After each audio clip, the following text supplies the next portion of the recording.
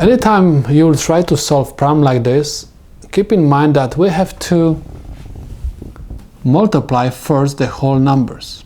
Okay, so let me copy down the mixed number. I have 3 and 1/6 times 5 times 7 is equal to 35.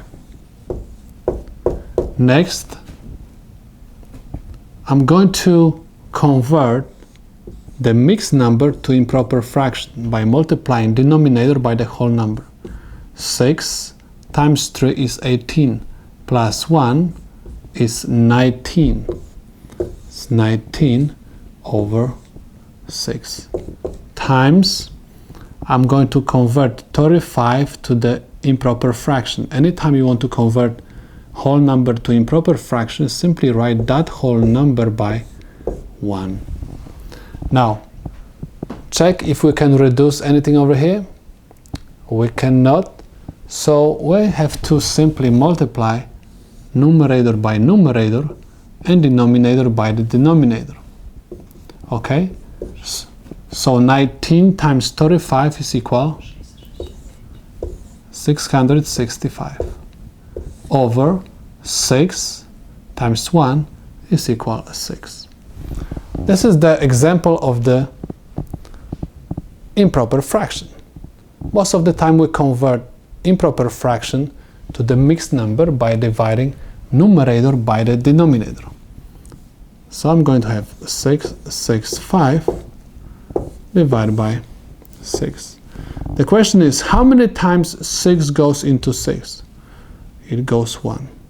1 times 6 is 6. Subtract, I'm going to have 0. Bring down another 6. Okay, another number which is 6. How many times 6 goes into 6? 1. 1 times 6 gives me 6. Subtract, I'm going to have 0.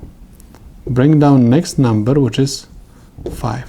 How many times 6 goes into 5?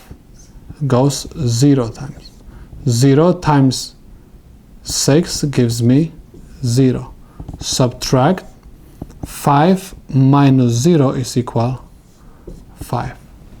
Okay, so my answer is 110 5 over 6. Remember, the top number goes to the front, remainder goes to the numerator, and the divisor goes to the denominator. That's why the answer to my problem is 110, 110, 5, 6.